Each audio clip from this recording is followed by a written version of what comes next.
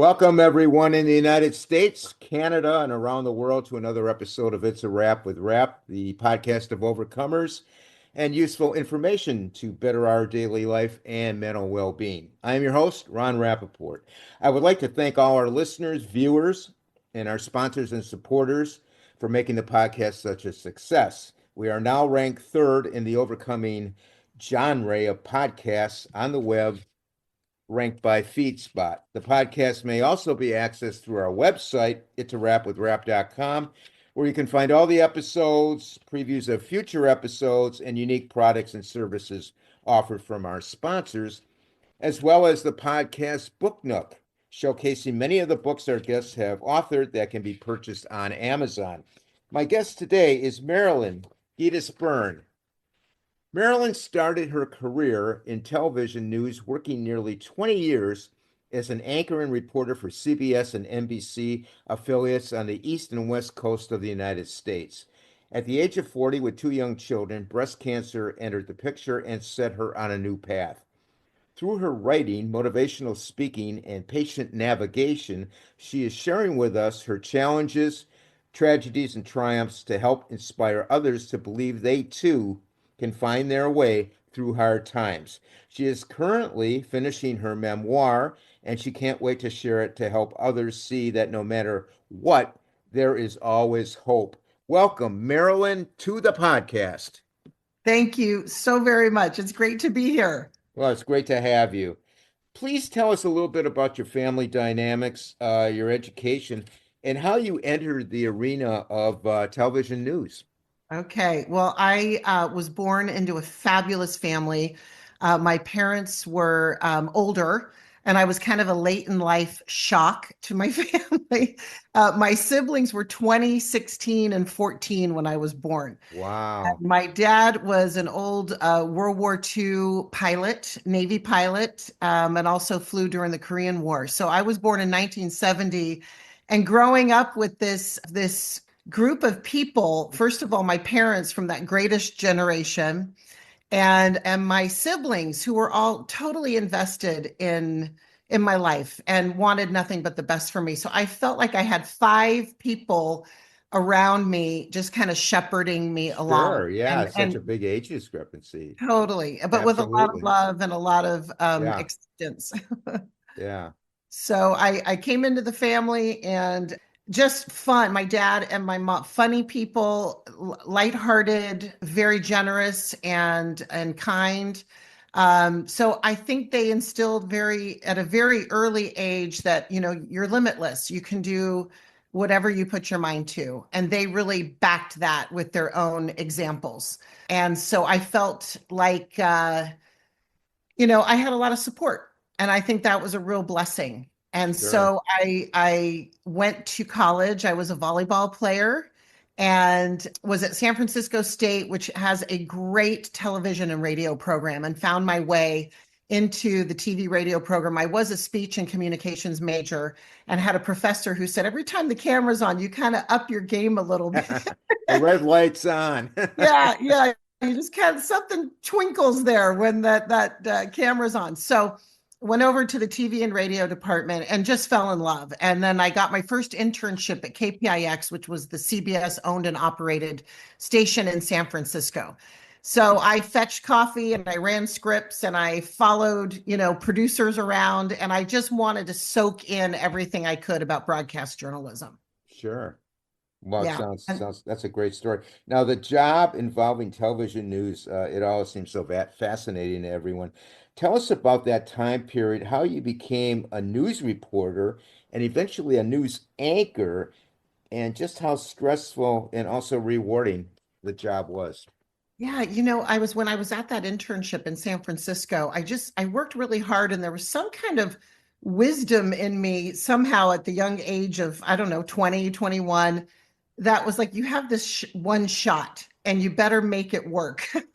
And I used to watch some of the other interns kind of shy away and hide out in the mail room and sort mail during their shift. And I just thought, no, I've got to get out there. And I just went and I talked to people and I asked if I could shadow people. And people were really gracious and very generous with their time. The news director at the time happened to see me and called me into his office, and he said, "I really see you hustling out there and getting out of your comfort zone where you're really making that effort to learn. And I want to help you. I want to know what you want to do." And I said, like probably all young, aspiring journalists, I want to be a reporter. And he set me on the path, and he sort of, I don't know if he made a couple phone calls. I know he wrote a letter of recommendation, but I soon after had a job in Monterey, California, which was down on the central coast of California, about 2 hours south of San Francisco. And it was great because I was still, just a couple hours away from my family, and Right, right, in a station that really fostered my career. It was a great start. So I started as a weekday reporter, and it moved up pretty quickly to weekend anchor. And then I jumped ship. I went to the NBC station across the street, and to one of our competitors. And how did that go over? it was fine. It was It fine. was fine. Small enough market, everybody knows you're taking the steps that Yeah. we all take when Well, we're, that's a small community, right? totally, Everybody totally. knows one another. Yeah, and a lot of people jump back and forth, but it was a good jump, and I went and became an evening anchor Monday through Friday, and did some reporting too. And then that turned into an opportunity. I was in the Hearst Argyle uh, s- uh, TV group, and they promoted me to the Baltimore station WBAL, which was the NBC affiliate in Baltimore. So Right. that was a great time. I was more a morning anchor then, and that's a whole different ball game, because you're up at 2:30 in the morning, and driving to work at 3 a.m. and Oh, yeah. in the middle of a snowstorm. And so for a California kid, I there was a learning curve there as well. Yeah, I bet. And it was I can't, exciting. I I can't. was there. I was there for 9/11. I was there for the Washington, D.C. sniper story. Do you remember Oh, that? yeah, sure do. Yeah, so many, many hours on the air, lots of things going on, a lot of flying by the seat of your pants, and then drawing on all the people that you meet over Yeah. the years. That Rolodex. I don't know if Rolodex is even relevant anymore. I don't know. Probably not. Not with the Probably not not. with the iPhone, I guess, or No, the but and Android. you just build, your community, and call on the experts you need to talk to help you get through some of those hard times, help your viewers get through these unsettling or uncertain times, especially around 9/11. That was really a Yeah. poignant period in my career for sure. Was there much of a difference between the West Coast and the East Coast? Was that a big transition for you? I absolutely, I felt like I just was almost coming home. I don't know. My Really? mom My mom was born in upstate New York, and but grew up in San Francisco. My dad's family was from Greece, and they came through Boston and then Chicago, and ended up in San Francisco. I don't know. There was something there that made me feel like I was rooted almost immediately. I really loved it. I was at a station. WBAL was fantastic. I mean, I worked with some of the best in the business. And I I mean, we're bet, yeah. talking true journalists with the grit and a finesse, style, just had the kind of demeanor. I mean, the people I worked with, I really looked up to. They cared about people, and they cared about getting it right, and they cared about balance and fairness, and all of the things that made them fabulous journalists. So I was still learning and growing, and as we all are for the rest of our lives, Yeah, hopefully.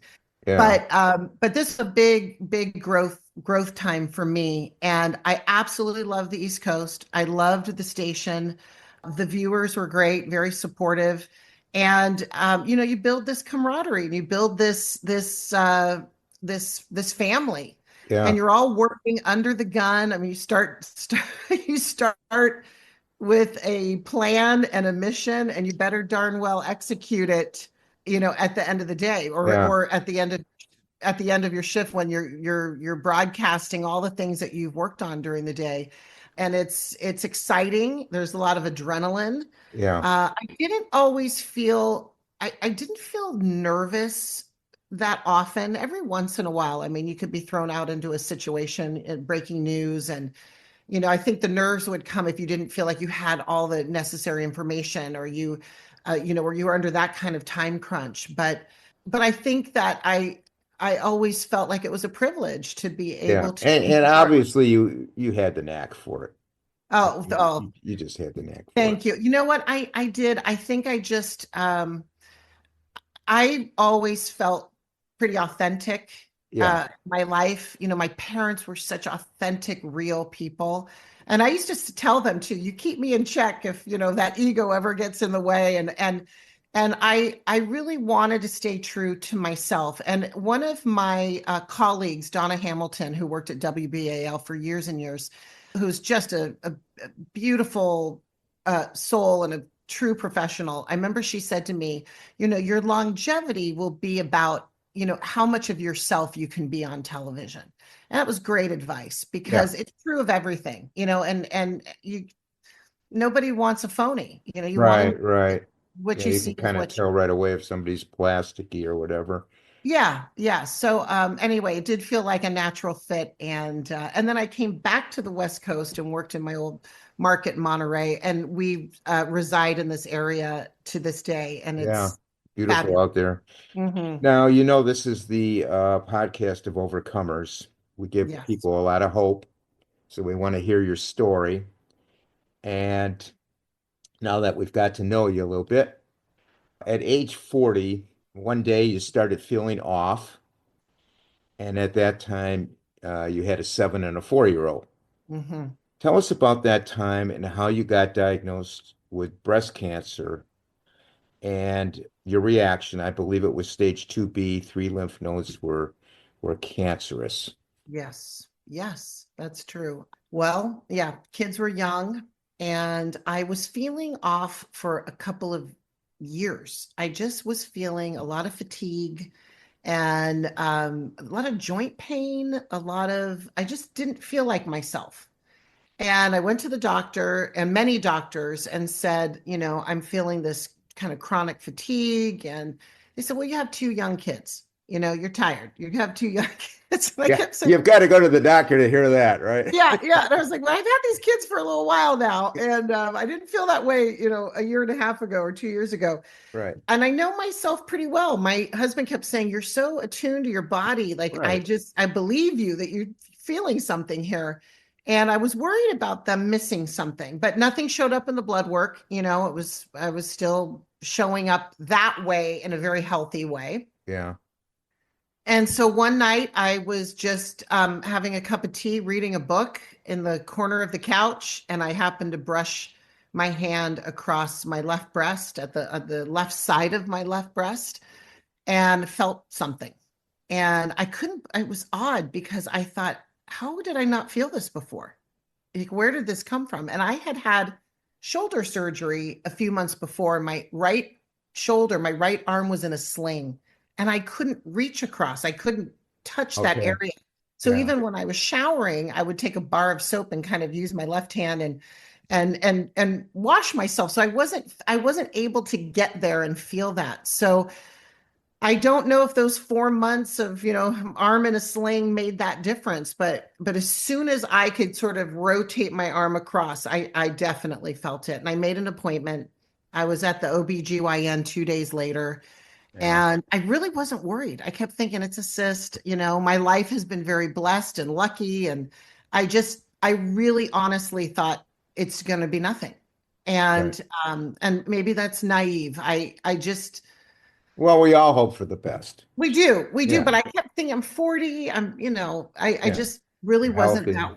that worried. So I'm having my first mammogram because I had had one scheduled for that December because I had turned 40 that year. Right. Jen Mitchell Love, a guest on the podcast, attorney and mediator for people divorcing with 19 years of legal experience, founder of Solace Divorce Mediation, a high vibrational, love centered approach to divorce that shifts the process from destruction to empowerment, growth, and healing, has authored her new book, Shine, Soul, Shine, 30 Days of Self-Discovery and Healing Through Divorce.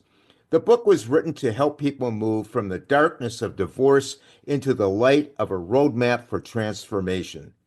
Divorce is often seen as the end of a chapter, but what if it is the beginning of something extraordinary?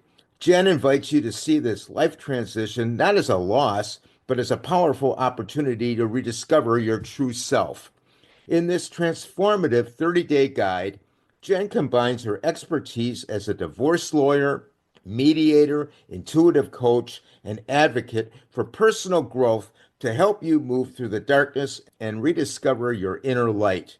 With daily reflections, practical exercises, and heartfelt insights, this book offers the tool and inspiration you need to reclaim your sense of self and purpose, heal emotional wounds, and release limiting beliefs. Embrace your unique journey with gratitude and love. Step into a new chapter filled with clarity, confidence, and joy. Whether you are navigating the early stages of divorce or seeking a new foundation for your life, Shine, Soul Shine is your companion for turning pain into power and finding magic in the midst of change.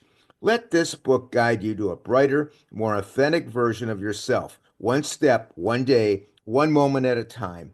The book, Shine, Soul Shine 30 Days of Self Discovery and Healing, is available in paperback from Amazon. Details about the book will be listed in the podcast notes or provided by clicking the link in this announcement. And so it was going to be my first mammogram. And now I'm in there they're looking for something. Right. And they started taking picture after picture of the left breast. And I thought, okay. And I remember looking down and my hospital gown was quivering. And I didn't even realize I was shaking. Yeah. And it started getting real fast. The radiologist came in and she said, we're going to have to biopsy this. And she said, but I'm pretty sure that you have breast cancer. So by 2:43 p.m., they did an ultrasound, after the mammogram and then the biopsy. They diagnosed me with breast cancer, and it was such a shock. It was so hard to take. I sat in the waiting room with my husband for a few minutes before we went out to the car, and I remember just being in shock. And I remember the doctor's words sounded like she was underwater. It was like I couldn't hear right. Oh, yeah, you can't, yeah. I felt Forget like there was comprehending anything yeah, at the that room point. looked smoky. It was like my eyes weren't working. And it was just this overwhelm of shock. And went home and we told our children. And our son was, 7 at the time, but very much an old soul, that kid. And boy, he started peppering the questions of, Mom, does this happen to everybody at some point in their lives? And, will you be okay? And how are you going to care for yourself? And he had a lot of very important questions. And so I found that very early on, I was going to have honest dialogue with my children, appropriate, of course, Yeah. but I felt that I didn't want them to start creating even worse scenarios. And so I think that has paid off, and definitely for them, there's a lot of trust between us. Yeah. Like I told you off camera, I had male breast cancer. I had 2 bouts of it. And the first time it was like a complete shock. And the same thing, the mammogram, the ultrasound, the biopsy, and you kind of know at that point when they start doing all that, there's something to this, you know. Yeah. Yeah. So, And I'm so glad that you are doing what you're doing, and that experience is not in vain for you. no, no, it's not. And that's another story for another day. Mhm. But I appreciate your kind words. What was your treatment journey like? Well, what did they do? And I understand Okay. you had some other complications going on as well. Yeah. So I this was 2010 when I was Right. diagnosed. Right. I had a bilateral mastectomy Okay. um, in December of 2010. Was recovering from the mastectomy. They were going to wait a couple weeks before starting chemo. I ended up doing 20 rounds of chemotherapy. That's a lot. Yeah, so it took me from early January to July. Wow. And yeah, it was a long time. Yeah, And I had four treatments and that was like I thought a lot. But yeah, oh, 20s, wow. yeah, yeah, it is. And four is a lot. Like, kids chemo. Yeah. It's tough.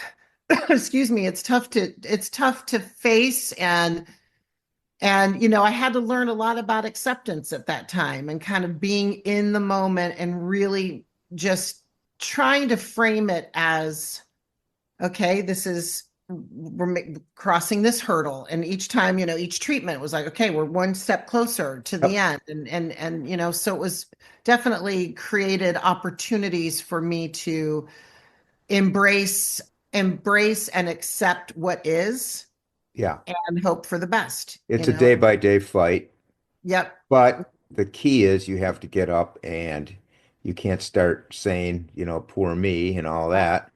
Can't go no, down that road. So no, no. you have to fight and you're in the fight. You're in the You know, fight. you And so have people say, well, you're so courageous and everything. Hey, what else are you do I going have a to do I have a do? choice? Yeah, Not right. really. You Right. And just I do what you remember got to my do. my oncologist saying that. She said, every time you feel like you don't want to do this, look in the eyes of your children. And I thought, geez, and I was never not going to do it. Right. But I think that there are a lot of patients that are certainly questioning how much are they going to do, and what are they going to do? And it's such a personal journey. There's no judgment on my end of how someone else is going to walk that path. Right. For me, Absolutely. it was I had somebody, a very dear mentor and friend of mine, Margot, said that in her life that she used to follow the path of least regret.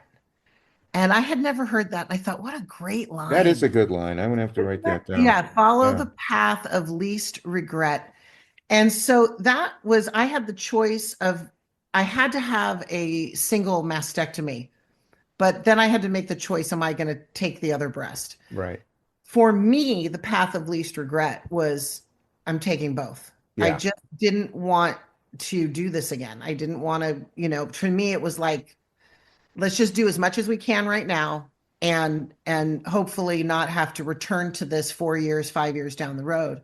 That was just a very clear path once I started following that path of least regret. Now, for someone else, the path of least regret could be a lumpectomy or a single mastectomy. Yeah. And Mine was like that. I didn't want to do two. So yeah, I just went with one and but yeah, again, there's no right, there's no wrong. no, It's whatever And you you have to feel make those most comfortable. decisions with You have to the make it. information you have in the moment. And there's so many things being thrown at you. Yeah. It's very challenging to know what to do. And I think and no one tells you exactly what to do. A lot of these things are your decision. Right. And I think that's hard too. You're just thrust into this. You're not a doctor. You're not maybe you haven't even been around cancer. Right. And you have to start making these big, big decisions. So Yeah.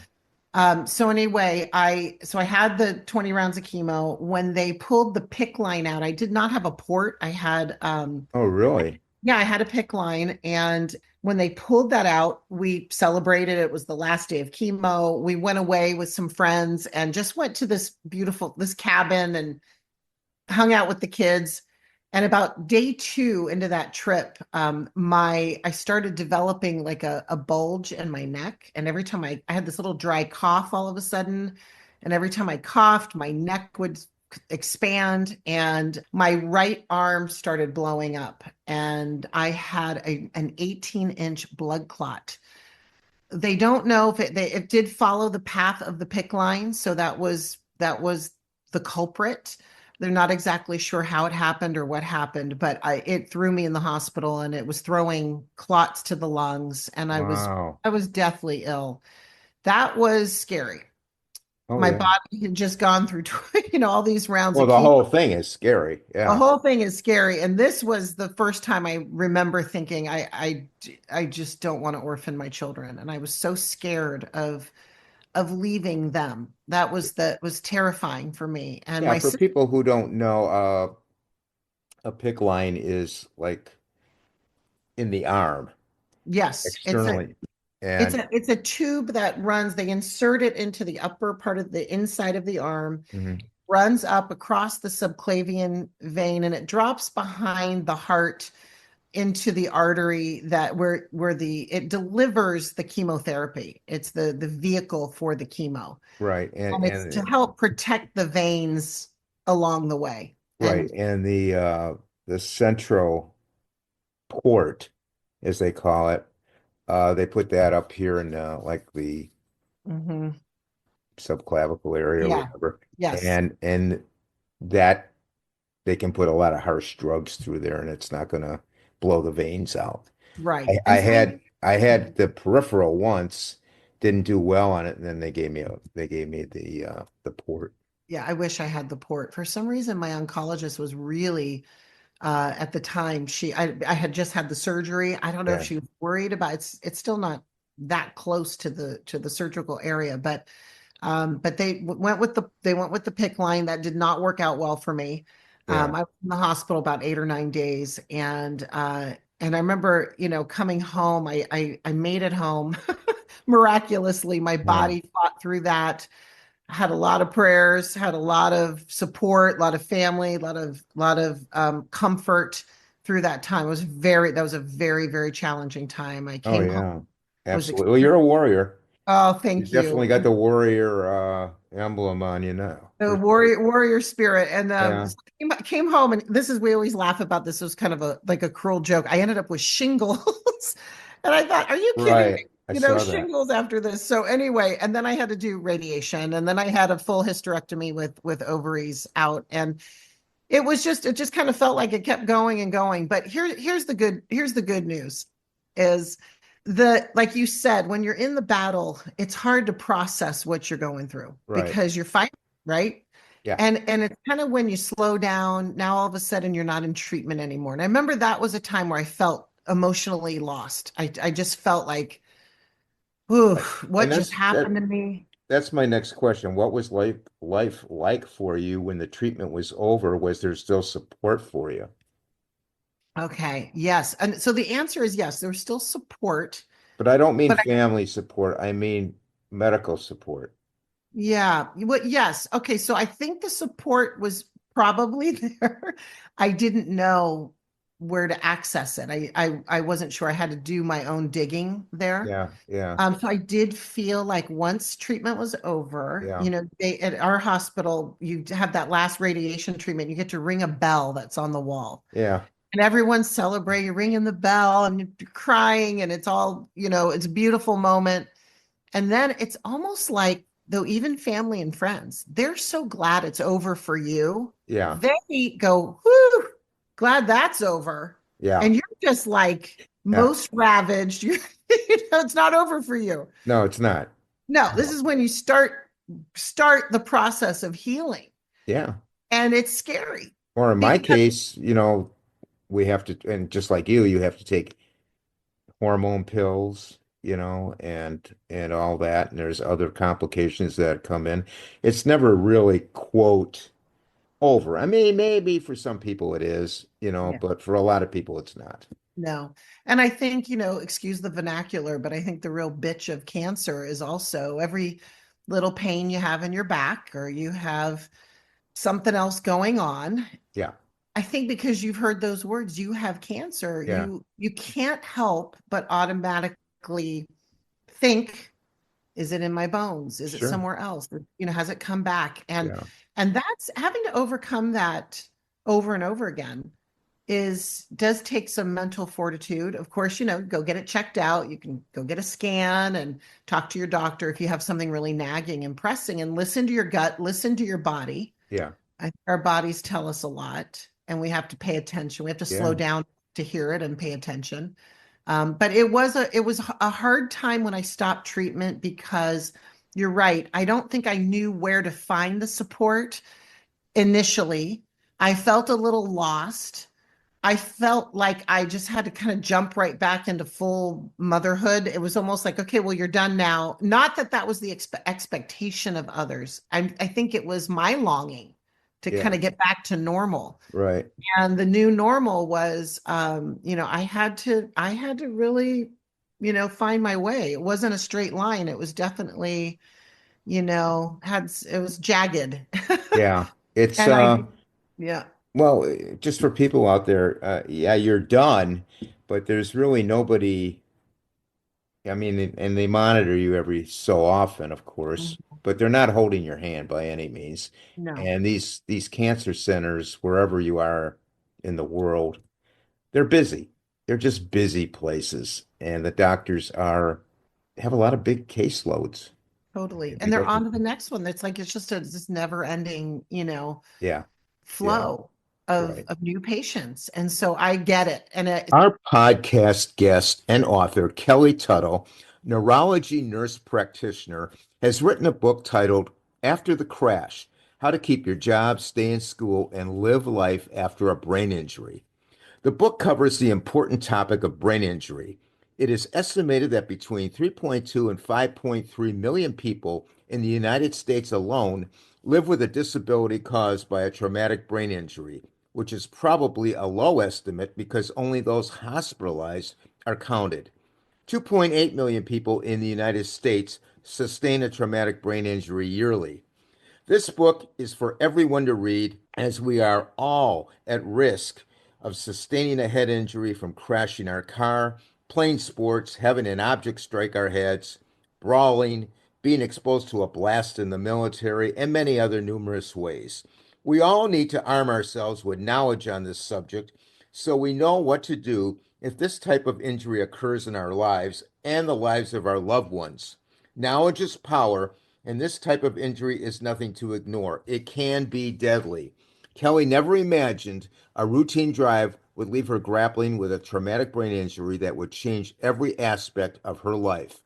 Based on her own recovery experiences and evidence based insights, Kelly shares strategic steps that will help the patient keep working, learning, and living your life as your brain and body heal.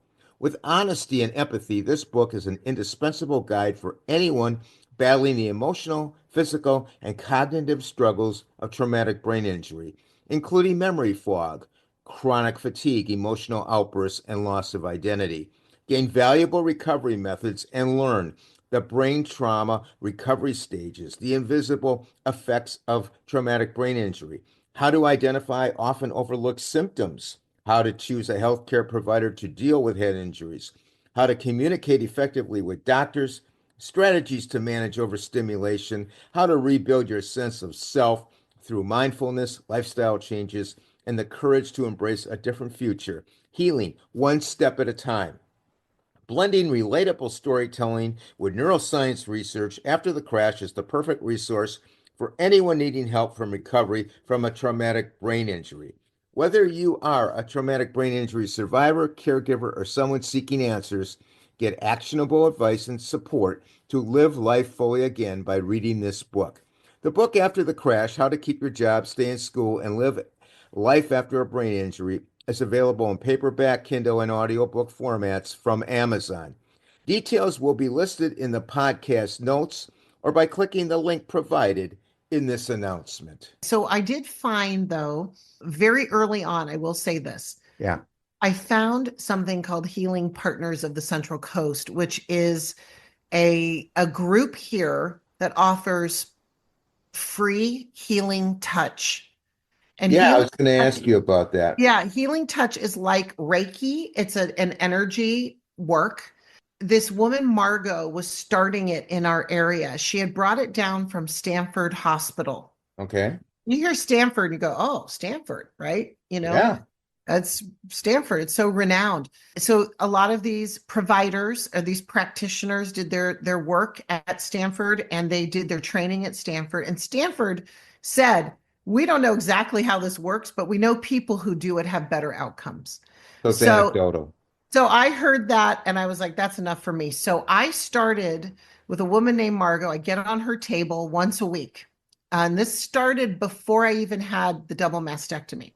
Oh, okay. I found her very early on. And it wasn't that I found her. Someone, I was at the grocery store and someone said, you need to call this woman. She just helped my sister. Isn't it So amazing how you find people, though? The door is it's open.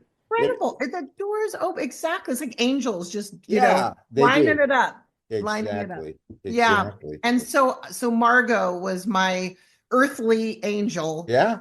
And I got on that table and she would do the techniques that were developed by nurses back in the 70s. And she would do these techniques and it was incredible. I mean, it's so non-invasive. So when you're going through double mastectomy, 20 rounds of chemo, radiation, it's invasive. Yeah. And this technique is so gentle and it's so nurturing and in mind, body, spirit for sure. And I would get off that table and I felt like I could eat for the first time in a week. Or Wow. I felt like I had a little more energy, or I felt that I could take off my mom hat and my wife hat and my work hat and just be on that table still enough, even if it was 1 hour a week, Yeah. to just allow my body to do some healing. And it's incredible what that mind body connection can do. And Oh I yeah. believe it was integral to a lot of my healing. I do. Was healing is Healing Partners of the Central Coast in California. Do they have other affiliates across the country? Not through healing partners. But there are definitely healing touch organizations, probably mostly nonprofit organizations Okay. across the country. So people can Google it, see if it's the right fit for them.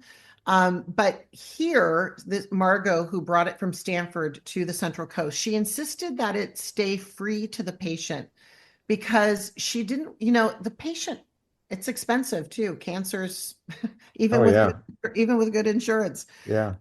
So she said, I don't want these patients to have one more thing to think about. I just want them to get on the table.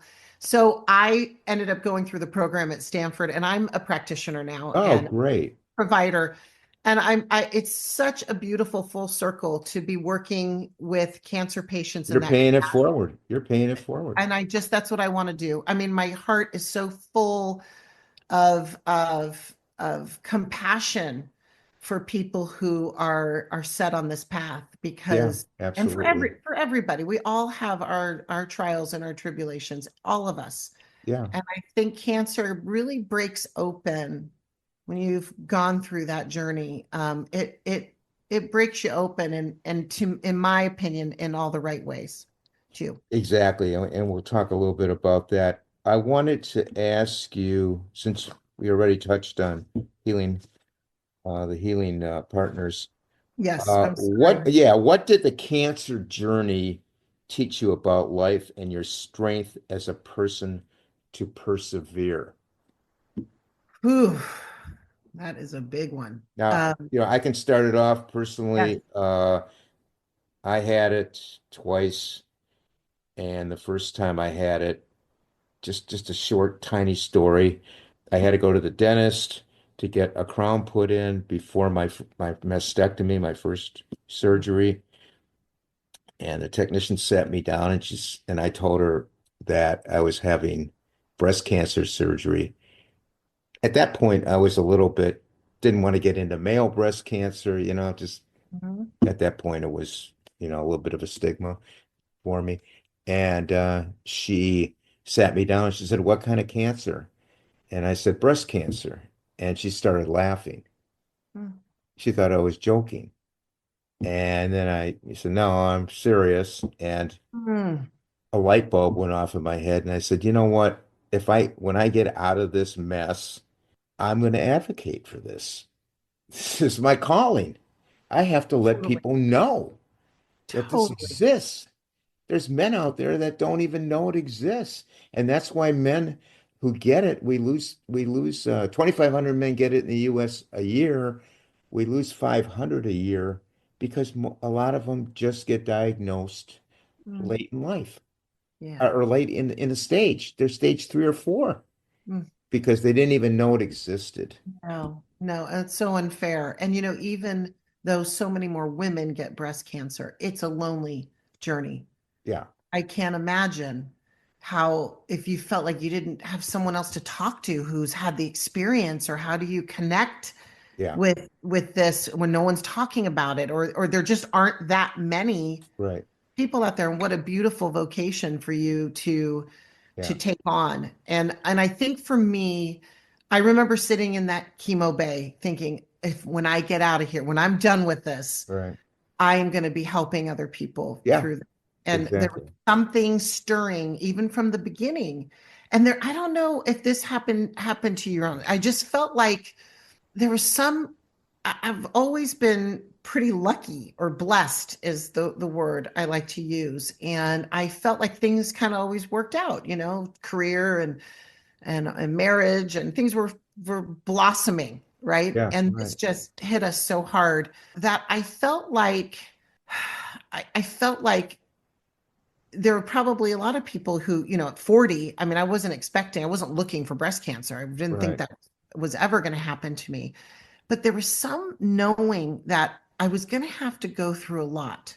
I just thought, I have a feeling this is just I'm going to have to go through a lot. And I don't know why I knew that or felt that. I didn't even really have a full diagnosis yet with stage, or I just had this sense that I was entering into this whole new world and that I was going to have to really experience it.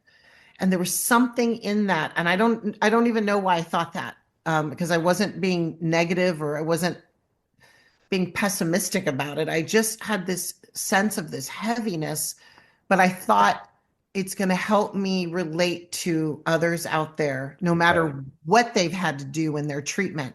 Right. I'm gonna know what it feels like. Right. And And you're also going to relate to people who don't even have cancer, but have problems and issues and struggles. And trauma, that's what yeah, this podcast is about. Because I yeah, could sit here and talk to breast cancer people day in and day out, but there's other people out there with a lot of other struggles. Let's help them too. total, You know, we're exactly. And all interconnected. We are. totally, and I have people who apologize to me when they're telling me oh, I'm sorry, you've been through so. I said, no, it's all relative. Right. This is why we're here. It's all about the power of connection. Right. And it's those moments. I'll tell you a quick story. When I lost my hair, it came out really fast. It Mine was, did too. yeah, it's a little scary. I was in the I just shower, went, boop. felt like my whole, I just took a felt like, shaver and just did yeah, away with it.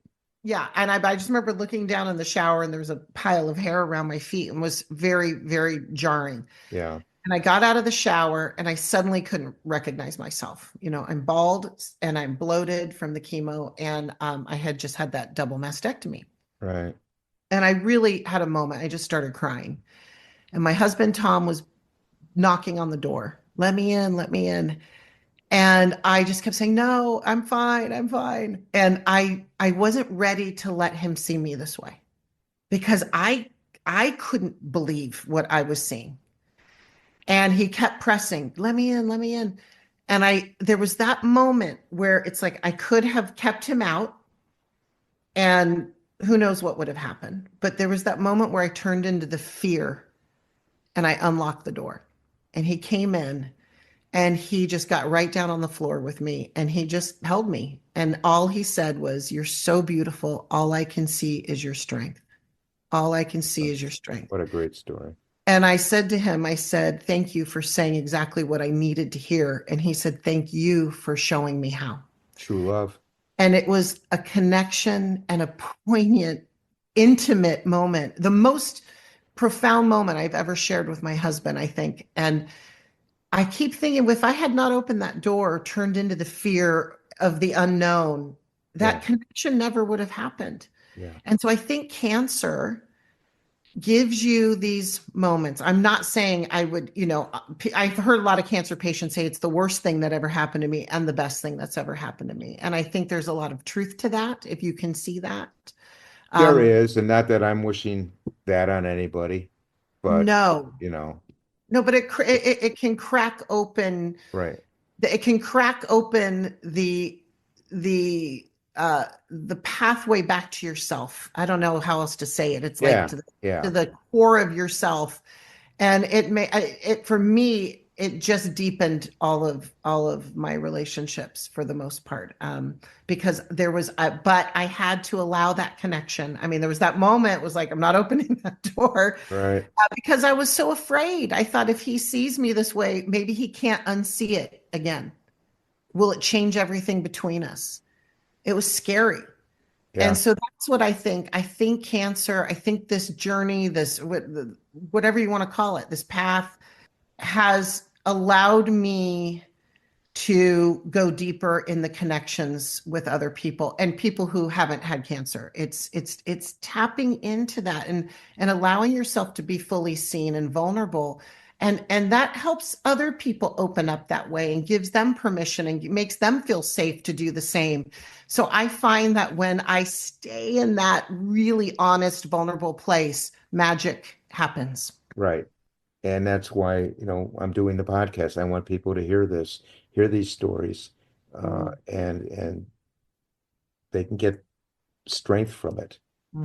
Absolutely. Because there's a lot of people out there that are just floundering around, struggling, and It's true. not getting in the moment and doing what they need to do.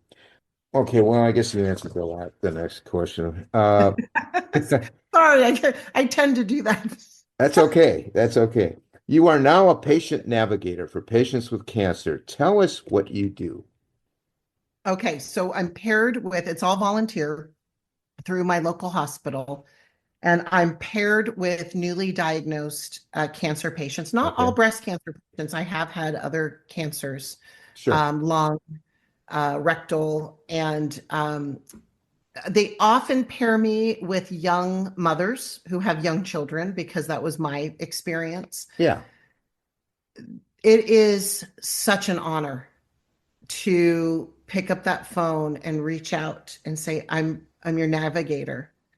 For me to be let into this person's life is just Let me take a very brief moment out to alert all our patients and caregivers out there that Rare Patient Voice, a supporter of the podcast, is paying for your input. Patients 16 years and older and caregivers, family, and friends of any disability, disorder, syndrome, illness, or condition have the opportunity to express their opinions through surveys and interviews to improve medical products and services. Who knows your journey better than you? Rare Patient Voice puts you in touch with researchers who are developing products and services that can help you and others with your condition. These researchers need input of patients to develop products and services that have significant impact on patients' lives. Over the past 9 years, Rare Patient Voice has paid patients over $10 million. When you join Rare Patient Voice, you may be invited to participate in interviews, surveys, or online communities where you will share your insights. Rare Patient Voice usually has hundreds of studies running at any time, so there are many opportunities to participate. You will earn $120 per hour for participating in these studies. By making your voice heard, you are a catalyst for change. Rest assured your input will be used to help other patients like you. There is no cost at all to you, the participant. You can get more information and sign up by clicking the link in the sponsor's notes. a privilege. So we talk. I definitely let them know my story because the whole point is for them to know that they're not alone and that the person they're paired with does have some true understanding of that path forward. So, and oftentimes they will pair us with someone who's having a similar treatment plan. And then the navigators get together. We get together once a month. We talk about our cases and everything is confidential. Yeah. But we talk about that. And if there's somebody, maybe there's a navigator who says, gosh, my patient is trying to decide whether or not to have a single or bilateral mastectomy. Who here has had a bilateral mastectomy and could talk to them about your experience? And we kind of help each other. But what develops between the navigators and the patients is this beautiful bond of sharing, of listening. I often hear the patient talk about, gosh, my boss keeps telling me what to eat. My boss keeps telling me not to do this, not to do that. And I said, well, does your boss is your boss an oncologist? No, my boss knows nothing about cancer. And, I think people start getting online and they're going down the rabbit holes and they feel like they're helping and they feel like they want to help educate but it causes so much stress to these patients to have people telling them what to do. And they're trying to figure out the best course Right. for themselves. And it's like learning how to communicate back to create some boundaries, to accept the help and the kindness and the care. And so we kind of navigate everything. We help them talk out decision making. We help them if they're struggling maybe with their doctor. Sometimes they have to make a shift and find a new doctor. Yeah. Uh, Maybe they have some insurance issues, and then we would know our the way we're trained is we are looking for barriers to treatment. So if something pops up and it sounds like they might be not going to their next chemo session, that's when we really have to pay attention. And then we can always refer them back to the oncology nurse or a social worker, or if they have a religious, question or anything. I mean, so we're there to kind of help point them in the right direction and be a listening ear. Now, I really like what you're saying. I had a patient navigator, but it was more or less a nurse, I would Mhm. assume, a hospital staff member. Mhm. And I didn't get much out of it from my experience, but that's not to put negative spin on patient navigators. But your situation, I take it's probably a voluntary type of Yeah, service. volunteer, total, Here total. you are, you've gone through the journey. I mean, you really know more about the journey than that patient navigator does. Let's be honest. That patient navigator that's a staff member, she could probably help you with, maybe getting in touch with certain people, maybe getting in touch with resources, but you can actually give that patient a lot more help. Yeah, yeah, true. And And I think our to the credit of our hospital, they did a lot of research on this and found that the patients themselves who have gone through this and they've come out the other side, yeah, that they really did provide more comfort to these newly diagnosed cancer patients. sure. So these nurses and doctors at the hospital said, we've really got to come up with a team of people who are survivors. Yeah.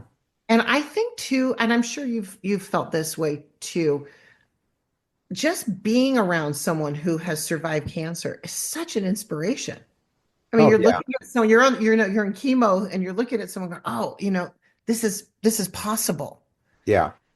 Well, I started a male breast cancer support group, and so we meet once a month. Now, when I joined male breast cancer happens.org, anybody's listening out there who knows a man who's diagnosed with breast cancer and needs somebody to talk to, that's the organization, male breast cancer happens.org. We had a conference in 2019 before COVID, and I was Mhm. just newly diagnosed and everything, just coming off my mastectomy. We met in Orlando, and it was just a great experience because here we were, all these guys who have gone through it or are going through it meeting, and it was like you're meeting your brother. Ah, I mean, it's family. totally, Yeah. totally. And And there a lot of emotion comes up when oh that yeah. meeting. And Oh, we haven't gotten together in 5 years, and we're going to meet next month or in April, late April in Kansas City. So it's going to be quite a thing.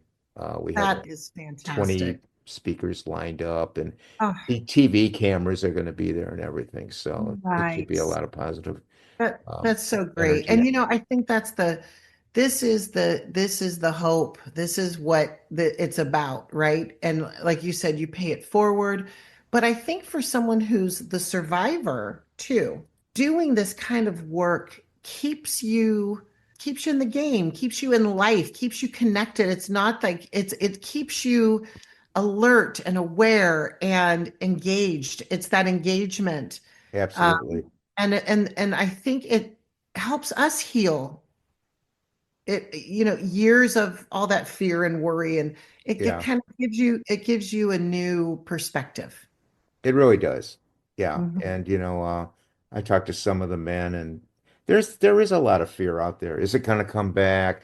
I don't, there's a lot of anxiety, and you help each other. Hey, I do this, I use this method. I use this technique. So Right. you learn a lot. Just like you learned about healing health. Is that what it was called? The Healing Partners of the Central Coast called Healing Partners. and it's called Healing Touch. Yeah, it's the I've most. never heard of it. Oh yeah, it's a beautiful, and I'll tell you something. So I would practice on my kids and my husband, Yeah. and I had teenagers begging me, "Mom, can I have some healing touch tonight?" Yeah, it's probably And great. it was great. And I said, Yeah. "Okay." But they would ask me at like, 11 o'clock at night, and I'd go, "You guys, I'm tired." But I couldn't ever turn them down because I thought if they're asking for it, there was something that's called a mind clear, and it's to help you kind of Right. calm your thoughts.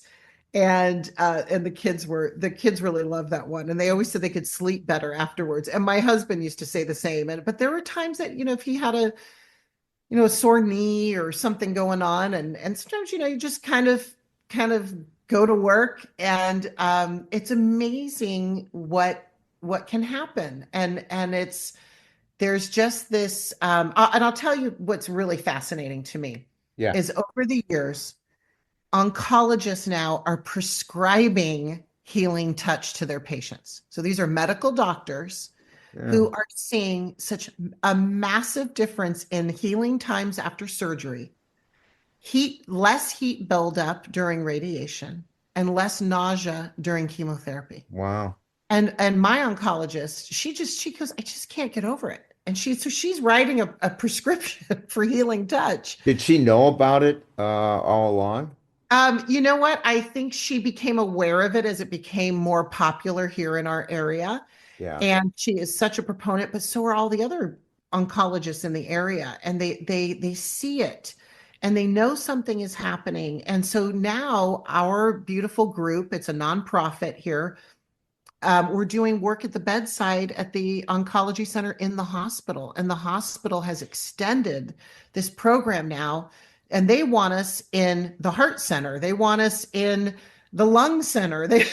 They're seeing They they're want you everywhere. they want us everywhere, and so they're seeing this this change, and the patients are loving it. And I've never had a patient or a client, I should say, I'm not a doctor. I've never had a client get on the healing touch table, and have a session and not come back. They always come back for more. And so it's really a beautiful experience to be a part of that. So I just feel so blessed to be able to give back. I mean, What's interesting to me is you brought the healing touch up, and for our listening audience out there, no matter what your struggle is, it may not be breast cancer, it may be something else. I think the whole key, uh, what Marilyn's bringing up, is there are resources out there. You just have to find them. Mhm. That's the key. Because Yes. there's resources that people don't know about, but No, they're out exactly. there. They're out there. There's something called Lipstick Angels, and I've done a little volunteer work with them at times when they've needed an extra hand. They come in, and there'll be 12 women maybe, and that usually is for women Yeah, who have lost their hair, and they get a little facial and a makeover, and they get to go home with this kit of makeup, and it's just when you watch these patients walk in, they're not the same people who are walking out the door. they're They happy. fresh, they're happy, and they're around people who are going through the same thing, so they feel the camaraderie, but Yeah, they're feeling cared for, they feel nurtured. So I think, for people who are looking for those resources, maybe, go straight to your nearest hospital and ask, right, can you provide me with a list of resources? And of right. course, there's a lot online. You can go into your area, but I think there's a lot out there that we don't know about, and I hope that the communication is getting better. Yeah, That people are finding ways to this information. I know at our local hospital too, we have something called Live Longer, Live Stronger, and it's a survivor class. How do you be a survivor? How Oh do you yeah, yeah, survive, right? exactly. And Because yeah. like you said, a lot of people get their treatment, and they're merrily going on their way, but they need more than that sometimes. Yes, And for they do sure. need that extension. For those out there that are scared and experiencing difficult challenges in their life, what advice can you give them, Marilyn? Breathe and believe. Okay, that sounds good. Start with a deep breath. And I found that what scares us initially, if you can sit in the fear long enough, I mean, I'm just sit with it. Sit with that. Don't try to make it go away. Don't run away. Just sit with it and try to just breathe. That feeling of really being terrified will move through you. And then you can make a plan and then you can take action. To me, and then you feel empowered, right? Right. Because when you know more, you do better. You know Knowledge, better. You yeah, and knowledge so is power. yes, yes. So I think but you've got to get into this place of, I think, the acceptance of your situation. It's so hard to accept. Even now, 14 years later since my diagnosis, I still go, I can't believe that really happened. I can't believe Yeah, all of that happened. right. Even though I'm reminded of it every day, I take my shirt off. I'm reminded. Oh, sure. And Me I'm too. still kind of like, oh, it's this, and it still hits me. But I think it's this leaning in to the fear. When we feel afraid, we do so many different things to avoid it. And I think the faster we can just lean in, invite it in, okay, this is the situation, this is what's happening. And I know it's a process. You have to, but just try to breathe, try to just allow those initial feelings to move through. And then you can, acceptance becomes a little bit easier. And I have found that cancer gives you lots of opportunities to practice that. Good advice. Now, I almost forgot, but I gotta have to ask you this. You have just written a book. What inspired you to write it? Tell us a little bit about it and what the title is. And did being a journalist aid you in writing it? And what do you hope people get out of the book? Okay. Well, yeah, I'm just putting the finishing touches. We'll be querying agents and publishers soon. The book is called Hummingbird Courage. And the reason why it's called Hummingbird Courage is when I was going through all this, a dear friend said, "You have hummingbird courage." And I thought, what in the heck is that?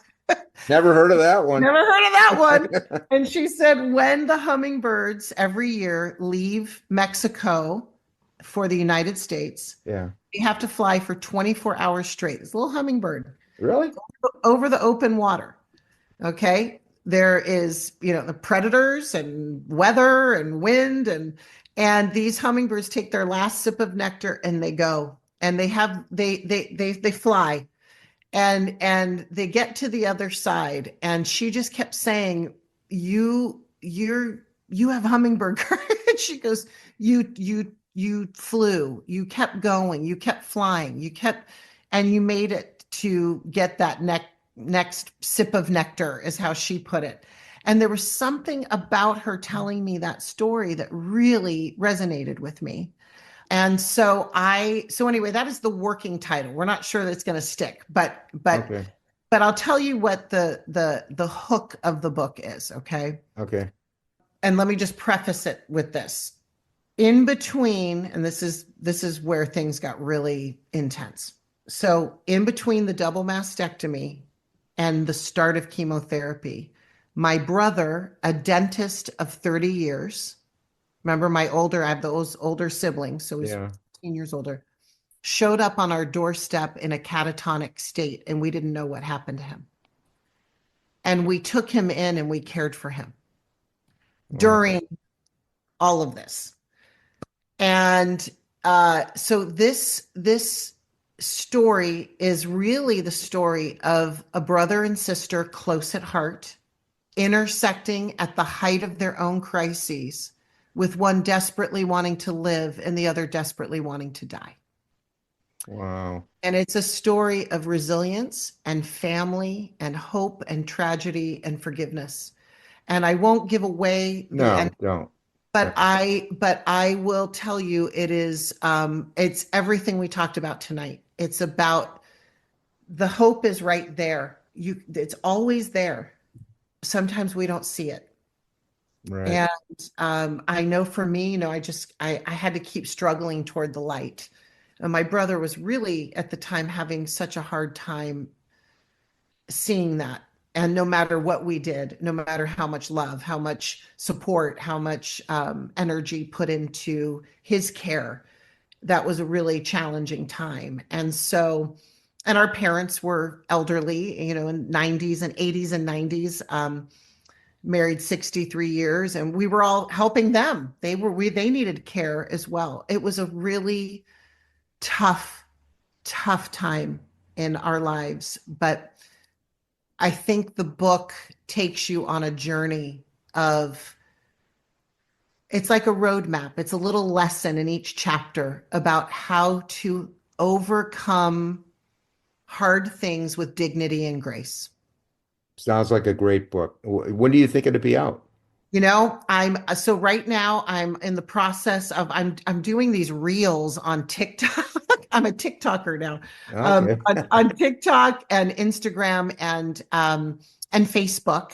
Yeah. And I'm just putting out snippets of wisdom to the cancer community and just not preaching or lecturing, just sharing. Okay. And so, but it's gotten a lot of traction. And I think in a couple months, I have about 2,000 followers on TikTok, which is great. Yeah. Uh, and so and that's not the followers, that's not what's important. It's the engagement and knowing that we're building a community here Yeah. for people who might be scared and need some hope. So as I am continuing to build this, I just created a website and I'm about ready to start. And I'm going to be giving a speech in May called a DebX speech. It's like TEDx, but it's for transformative stories. Okay. And What's it called? it's called DebX, like Deborah, but DebX. And you can check it out. We're going to be speaking on a big stage at the Tempe Center for the Arts. And I believe the website is Amplify Voices, and you can Is that in California? it's in Phoenix, Arizona, Oh, in actually. Phoenix. So Okay. I'll be getting on a plane So you're and talking about Tempe, Arizona. Okay. yeah. And so it is absolutely, I've been working with 10 other speakers and their stories are so amazing. I'm just in awe of what I'm hearing. Okay. I'm glad you mentioned that because when we're offline, I want to give you a name to look up. Okay. Okay. Well, that sounds like I mean, your plate's full. You're doing a lot. You're doing I'm God's work. and that's where I want to stay Yeah. is that lane. Yeah. Last but Yeah. not least, how can people contact you? Yes. So my website is marilyngetasbyrne.com. There's no underscore? No, marilyngetasbyrne.com. Okay. And the Instagram is underscored. So it's Marilyn_Getas_Byrne. Okay. TikTok is just Marilyn Getas-Byrne. And same with Facebook is Marilyn Getas-Byrne. So, Okay. Well, we'll put that in the podcast notes. okay, awesome. Okay. I want to thank you so much, Marilyn, for being a guest on the podcast, sharing your story, making yourself vulnerable, and all the great work you are doing to help others. You truly are a beacon of light for those going through difficult times. And I Thank want to, you for giving me this opportunity oh, and being able any, to share this any, fabulous conversation with you. It's just it was wonderful. I oh, really enjoyed thank my you. Appreciate that. I want to wish you the best of luck on the book, and I thank you. want to wish you and your family good health and good fortune going forward. And same to you. Okay. And comments and suggestions out there for the podcast, you can email me at itsawrapwithrap@gmail.com. Our Facebook group is It's a Wrap with Rap. We have about 2,000 members. It is a private group. So if you want to join, just email me. We'll let you in. Instagram is It's a Rap with Rap Podcast. We're on Twitter or X at Rapper, WRAPPER 130. Our website is It's a Rap with Rap.com, and our YouTube, all the episodes are on YouTube. It's a Rap with Rap, the podcast uncut. Want to thank everyone for listening or viewing. Want everybody to please stay safe. And for Mhm. now, it's a wrap. This podcast is being brought to you in part by the veteran-founded Hero Soap Company located in Phoenix, Arizona. In today's environment, we must be aware of the products we apply to our skin. As a two-time cancer survivor, I cannot afford to take chances, and I use these products myself. The soaps will leave you feeling clean and refreshed. All the products made by the Hero Soap Company are made in the United States with the highest quality ingredients sourced from companies in the United States whenever possible. The products are made in small batches to ensure high quality and contain premium essential oils and fragrance. All Hero soaps are created without synthetic colorants, parabens, and sulfates that are irritating to the eyes, skin, mouth, and lungs, and are cruelty-free, meaning these products are not tested on animals. Each 5-ounce bar of soap is handmade in Phoenix, Arizona, and the body wash is available in 8 ounces with such refreshing scents as lime, bourbon, and frost. You will absolutely love this soap. Please also check out their gear for sale. All the products are reasonably priced. Being veteran founded, the company understands the dedication and sacrifice that each family makes to serve their country. A portion of sales is donated back to charities such as Operation Finally Home, Operation Interdependence, and the Gary Sinise Foundation that are focused on helping veterans and our first responders. Over 1,000 bars have been sent to our deployed troops. Please check out their website, herosoapcompany.com, for pricing and a detailed description of all the products. Now, when ordering, please use the code RAP for a 10% discount. The company information will be listed in the podcast notes.